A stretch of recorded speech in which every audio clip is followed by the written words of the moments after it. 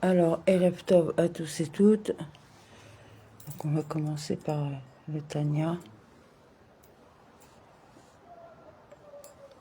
Étude du jour. Alors, 19 Tishri, 5786 cigarettes à Kodesh, chapitre 22.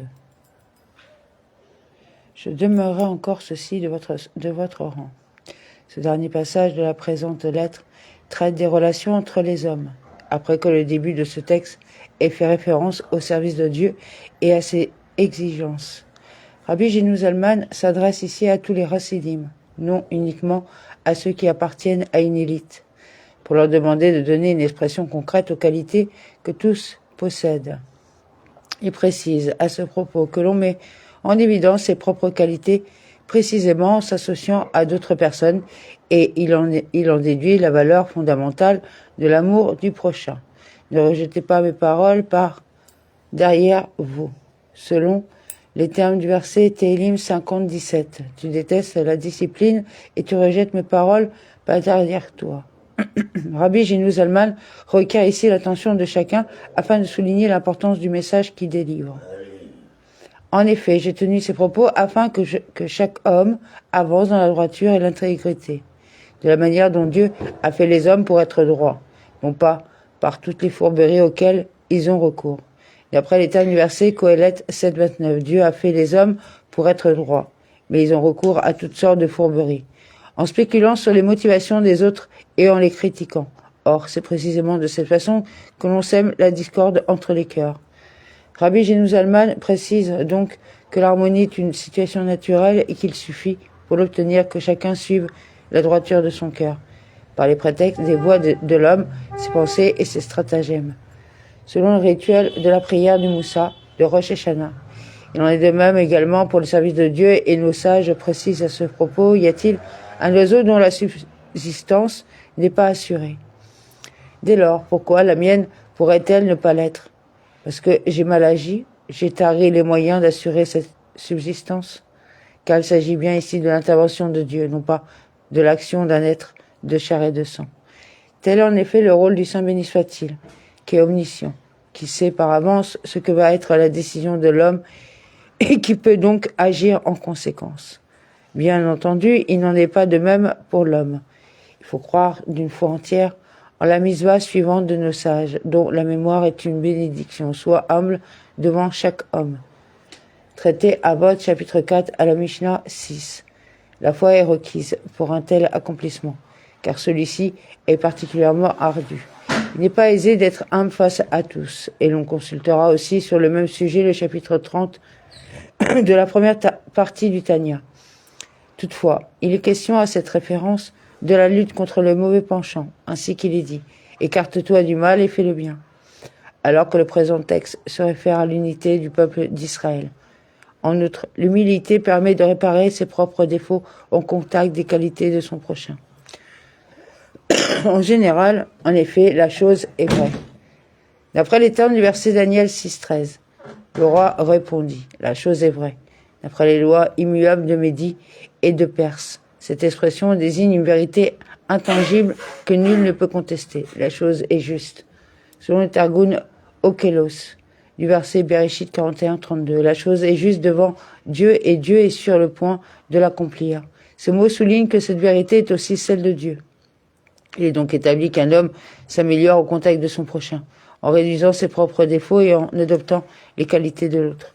Chacun se trouve amélioré grâce à son prochain. Et il est écrit que tous les hommes d'Israël sont unis comme un seul homme. D'après les termes du verset Shoftim 20-11, tous les hommes d'Israël marchèrent ensemble contre la ville, unis comme un seul homme. On verra à ce propos le traité Agiga 26a. De fait, ce verset est introduit par un pluriel. Tous les hommes. Il se conclut par un singulier comme un seul homme, introduisant ainsi l'image énoncée par la suite de l'unité d'Israël qui constitue un seul et même corps, donc chaque juif est un membre. Tout comme un homme est constitué de nombreux organes, tout comme leur séparation atteint le cœur, car de lui jaillissent des flots de vie. Michelet 4.23, le cœur est l'élément unificateur du corps dans la mesure où il ressent la douleur de chaque membre, en particulier lorsque celui-ci est amputé du reste du corps. Il en est donc de même pour ceux qui ne sont pas liés au service de Dieu du cœur, qui est la prière. De telles personnes, selon cette image, peuvent être comparées aux membres amputés. Il en est de même pour nous. Lorsque nous sommes véritablement comme un seul homme, le service est prêt. Selon l'expression du verset d'Ivrée à Yamim 2:35-10. Ainsi, la perfection de la prière se révèle lorsque l'unité règne entre ceux qui la formulent. Ceci justifie l'importance de la prière publique au sein de la communauté en laquelle chacun des présents s'inclut totalement dans le cœur, hors d'une formulation positive. On peut déduire une formulation négative lorsque les Juifs ne sont pas unis comme un seul homme. Leur service de Dieu du cœur n'est pas intègre, selon les Sifri, Paracha et Kev au chapitre 46. C'est la relation qui peut être faite avec le début de la présente lettre. Soulignant l'importance de la prière, Rabbi Gino Zalman montre ici que l'unité d'Israël est le préalable nécessaire au service de Dieu du cœur, qu'est la prière. C'est pour cela qu'il est dit précisément pour le service d'une seule épaule. Séphania 3:9. C'est une telle unité qui est nécessaire pour servir Dieu en son cœur, par la prière. Tous doivent s'unir au point de faire disparaître toutes les différences, de ne former qu'un seul corps avec une seule épaule. De ce fait, mes amis, vous que j'aime, je vous en supplie de grâce, faites des efforts en votre cœur et en votre âme, afin que chacun aime son prochain en son cœur. Il est écrit qu'aucun d'entre vous ne pense en son cœur au mal de son prochain.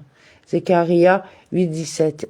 Il doit donc y avoir un consensus entre tous pour refuser une pensée négative concernant son prochain. En effet, Rabbi Gino Zalman rappellera par la suite de manière allusive l'effet dommageable que peut avoir une mauvaise pensée. On ne doit jamais concevoir une telle pensée en son cœur, et si elle se présente, on la dispersera de son cœur, tout comme la fumée est aisément dispersée.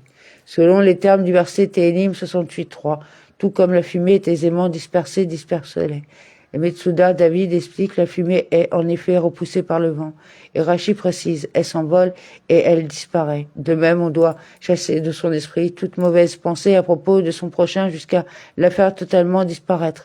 On verra à ce sujet la fin du chapitre 12 de la première partie du Tanya. Dès que la pensée se présente, il la repousse des deux mains et il l'oublie aussitôt. Exactement comme s'il s'agissait d'une pensée idolâtre. Le choix de cet exemple n'est pas anodin. On sait en effet que l'on est puni pour une pensée idolâtre, selon le traité Kiddushin 40a. C'est la seule faute qui peut être commise par la pensée, toutes les autres impliquant l'action ou tout au moins la parole. En effet, la gravité de la médisance est comparable à celle de l'idolâtrie, de l'immoralité et du crime à la fois. D'après le traité Araïn 15b, le Yerushalmi, traité PA, chapitre 1, au paragraphe 1. Le Midrash Télim 12.2 et le Rambam dans ses lois des opinions, chapitre 7 au paragraphe 3. On verra aussi à ce sujet la fin du chapitre 7, Tikeretz à Teshuvah. On peut justifier cette affirmation de la manière suivante. La médisance, au même titre que l'idolâtrie, est une forme de discorde qui en suscite d'autres. Les idoles sont nombreuses et elles dressent ceux qui les servent les uns contre les autres. De même, une mauvaise parole sépare les cœurs. Puis le crime introduit la possibilité de faire du mal aux autres, y compris dans l'action concrète, en versant le sang. Enfin, l'immoralité est le stade ultime de la faute, car elle suscite en outre le plaisir de celui qui la commet. À l'inverse de tout cela, suivre les voies de Dieu revient à s'unifier à lui en permanence et à rejeter tout ce qui est susceptible de remettre en cause cette unité. Et s'il en est ainsi pour la parole, a fortiori est-ce le cas pour une mauvaise pensée à l'encontre de son prochain? De fait, l'effet de la pensée sur l'esprit dépasse celui de la parole, car elle est unifiée à l'esprit, plus que la parole. C'est la raison pour laquelle elle est appelée le vêtement unifié. Lorsque cette pensée est mauvaise, son influence sur l'esprit est véritablement dévastatrice. Quiconque possède la sagesse du cœur connaît déjà la propriété de la pensée que ne possède pas la parole, à la fois pour le bien et pour le mieux. Le mieux est ici un euphémisme, désignant ce qui doit encore être transformé en bien. On sait en effet que l'aspect positif du mal transformé en bien est beaucoup plus abondant que celui du bien d'emblée créé comme tel. Que Dieu qui est bon. Selon les termes du verset d'Ivrée à Yamim 2, 30, 18, l'Éternel qui est bon absoudra quiconque aura disposé son cœur à rechercher l'Éternel. La bonté de Dieu s'exerce envers son peuple, précisément en lui accordant la paix, qui bénit son peuple par la paix. D'après la fin de la bénédiction Sim Shalom, place à la paix, de la Hamida. Nos sages disent en effet que si la paix est instaurée, tout peut être obtenu. Et nous demandons de ce fait que celui qui instaure la paix dans les sphères célestes nous l'accorde à nous et à tout Israël. Vous accorde la paix et la vie. La même formulation figurait au début de la lettre numéro 11 d'Igeretz à Kodesh. Une relation directe existe entre la paix et la vie, la première permettant de maintenir la seconde. Puis, par la suite, celui qui accorde la vie donnera les moyens d'assurer sa subsistance, comme l'affirment nos sages, pour l'éternité, selon les termes du verset Télim 133:3. C'est là que l'Éternel a ordonné la bénédiction, la vie pour l'éternité. C'est donc la paix qui confère à la vie son caractère immuable. Dans le monde futur, lorsqu'il n'y aura plus de jalousie, de guerre et de rivalité. Selon les termes du Rambam, la vie sera éternelle, selon le souhait de celui qui aime vos esprits de tout son cœur et de toute son âme. Amen.